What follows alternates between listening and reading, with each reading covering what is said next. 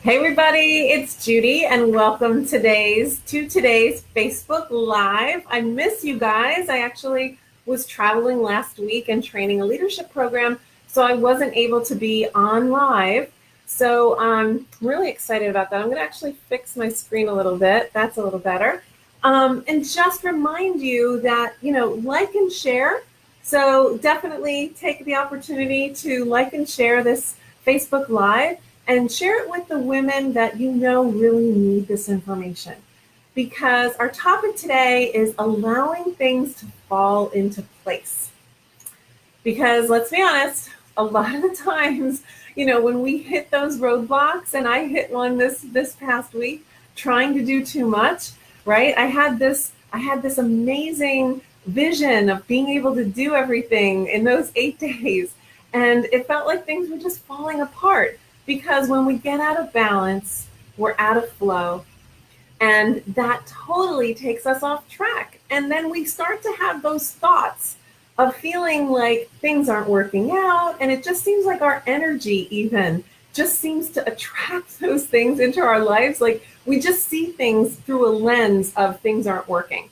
And I know that was my experience, and I'm guessing that I'm not the only one that has that experience. And we all have times when it really seems as though things are falling apart. However, I love that quote, and I'm not sure who said it, but just when we think that all those things are falling apart, perhaps they're all already falling into place. So sometimes it's our perception of how we see the world. And the more burnt out we are, the more overwhelmed we are, obviously it's going to have that filter or that perception that things are falling apart. However, when we think about what we hold on to, we have a choice of the way we perceive the world. And, disappointment actually comes from, worrying about the past. And anxiety comes from worrying about the future. And some of us have those superpowers. We have superpowers of being forward focused and being able to see the road ahead and see the opportunities. And when we have that leadership quality, it's great. But when we overuse it, we tend to get anxious about things that are going to happen in the future. And if we have that superpower of, looking towards the past experiences and saying, okay, I've learned from things that have happened in the past, and I'm not going to make those mistakes again, we have that feeling of, that really can serve us, that we don't make mistakes. But sometimes we get caught up in the overuse of that and we get stuck in perfection. And we're afraid to make mistakes. So, with that said, we have the ability to allow things to actually unfold. And I'm going to tell you a story so that this will make a little bit more sense. So, take my client, Wendy. She actually was a professional, I'm using it in air quotes, she was a professional worrier. She was hired by this company to look at risk. What risk was going to, how could she mitigate as much risk as possible with the decisions that they were making for their business? So she literally was living in her superpower. She was making a living with being able to see where the potential fallbacks would be, where potential pitfalls were, what expenses could come up, what if. She basically lived with a mantra at work of what if. What happened was it actually was impacting her ability to step back and also see solutions. And when it became really apparent to her was when she had an employee review, like, how we have those, reviews in corporate that, every 6 months you get a review or every year you get a review. So she actually got a review from her boss basically saying that she wasn't being a team player. Because every meeting that she went to, she would always poke holes in every project that her clients were coming to, her internal clients were coming to her for. Now, that was her job, but her boss also said to her, part of your job is also not only being able to come up and identify the problem, but being able to look for the solution. So she was getting really negative feedback about how she was showing up at work It wasn't good, right? Because she was overusing her superpower. But she also got some feedback at home. And basically, I just wanted to read my note here. What she had said was that her inner critic was working overtime and she really couldn't shut it off.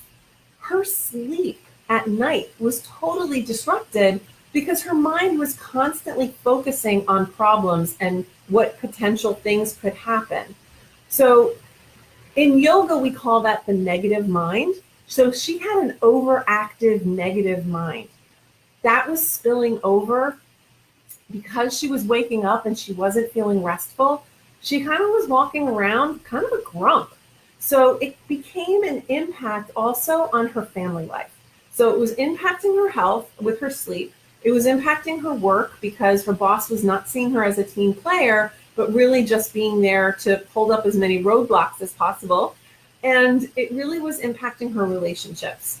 So think about how sometimes you're holding on to things and maybe it is your superpower. And I really truly do believe that some of us, we are overusing our superpowers. And I'll give you an example of that as well. It's kind of like trying to build a house and only using a hammer. Like that's the only tool in your toolbox, right? Can you imagine what that house would look like? I don't think there would be windows, probably not, right? And it's really hard to, cut through wood with a hammer. So I'm thinking that the house would look pretty weird. Anyway, just for that analogy, just for that visual, it's overusing your superpower is like trying to build a house with a hammer. And you don't want to do that. So not to worry. I actually have a solution that I worked with Wendy on. And what we did was we actually created 2 columns. So hi, Dana. How are you? Good to see you here. What we did is we actually took out a piece of paper and made 2 columns. In the left-hand column, we actually, hey, Aileen, how are you? Nice to see you. So in your paper, you're going to have 2 columns. And on the left-hand side, it's going to say wanted experience. And on the right-hand side, it's going to say desired experience. So unwanted experience and desired experience. So with Wendy, in her case, what she was really experiencing was a lot of self-doubt, a lot of worry, a lot of fear, and a lot of anxiety, right? She wasn't getting any sleep. She was constantly looking at the problems, not looking at solutions. So that was the undesired state. She didn't want to feel that way. The wanted state, in terms of where she wanted to be, hi, Erica, how are you? Her desired experience and what she wanted to experience was to feel safe and confident and courageous. So as you have those 2 lists in front of you, you can think about a situation in terms of where you're feeling that you have the undesired experience and you have the desired experience. You have those 2. So that means that we're in a dilemma, right? So often we're caught between these 2 places of where we want to be because there's a wanting. We want things to be different than the way they are. So we have an attachment or an aversion to what actually is. So here's what I want you to do. And this is based on Hale Dwoskin's work with the Sedona method. So this is very similar to what he does. So when you look at that list on the left-hand side, the unwanted experience, allow yourself to actually experience those feelings inside of you. And here's another note. Remember that feelings are energy in motion. Emotions are energy, in motion, emotions. So you want to actually experience the emotion, not the thoughts, not the story. Because interestingly enough, for every emotion, you can actually have 1,000 stories and 1,000 thoughts. So if you actually get in touch with that feeling, with those feelings of self-doubt, worry, and anxiety, that's actually connected to so many of those stories. So when you allow yourself to experience that fully, Then allow yourself to also experience the safety, the confidence, and the courageousness as much as you can. So this is what that experience looks like, and I'm actually going to role play it just live here with you. So basically what I did with Wendy is I said, okay, Wendy, allow yourself to experience the self-doubt, the fear, the worry, and anxiety as much as you do. And then allow yourself to experience the safety, the confidence, and the courageousness as much as you can, even if it's just a little bit. And now allow yourself to experience the self-doubt, the fear, the worry, and the anxiety as much as you do. And then allow yourself to experience the safety, the confidence, and the courageousness as much as you can, even if it's just a little bit. So that exercise is something that you can actually do with yourself whenever you're in that place of really being locked up in resistance to whatever is currently happening. So if we're looking at, the theme of today, which is allowing things to fall into place, when we're so tight around what has to be and we're feeling as though nothing is really happening for our highest good, the reality is that everything is truly perfect and everything is happening for our highest good. It's just our perception. And it could be, you may be saying, here's the thing. I know that some of you are saying right now, Judy, you're crazy. What's happening right now in my life is super hard. It really sucks and it's no fun. So I can't possibly see how this can actually be working for me. And I get that. I really do. I'm not trying to change that for you, that perception for you. I really want to offer you an experience of being able to experience those two states so that you can break down the resistance of feeling like you have to push against it or hold it close. Because that's truly what keeps us in the spin of the upset that we have. So I also want to read a quote to you from Hale Dwoskin, and he said, if you honor your process while remembering to let go, instead of wallowing in the feeling, you can release through any loss or upset or challenge. So what he means by that is we want to be able to experience the feeling, but we don't necessarily have to wallow in it. It's being able to experience the emotion, energy in motion, as much as possible, but also allow it to pass through us. So another point that I want to make is, some of you may be saying, yeah, well, I have a really easy time feeling those unwanted feelings, but the desired feelings, not so much. That's really hard for me.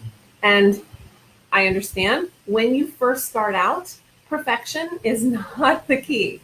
It's all about being present with your feelings and being present with the emotions and the experience of that energy in your body. Because truth be told, all of the energy in our bodies, we have actually named into emotions or named into feelings. And as soon as we name it, it becomes more powerful. So what we want to do is be able to allow it to be there without judgment, with acceptance, and be able to have both sides of those emotions so that we don't feel like we have to have one or the other. We can actually experience both. And when you're actually able to experience both, there's that feeling of neutrality, a feeling of freedom, more space. And what I've heard people tell me is that when they go back and forth, they do feel that sense eventually of the heavier feelings or the unwanted feelings lightening up and the desired feelings actually becoming greater and more profound. So a balancing out of the feelings so there's a sense of more space, more freedom, more allowing, and more acceptance.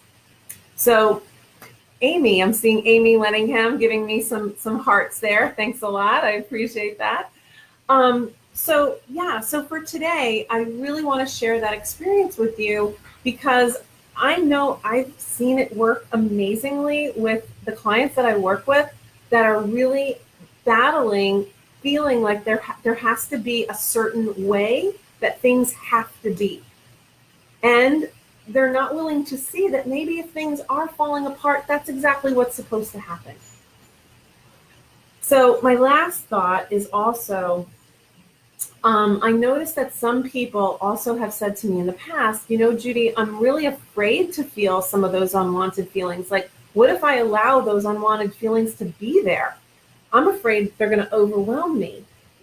And a lot of what I've read recently with Buddhist teaching, because I am a student of everything, but what the Buddha teaches is that any emotion fully experienced generally has the experience of about 90 seconds.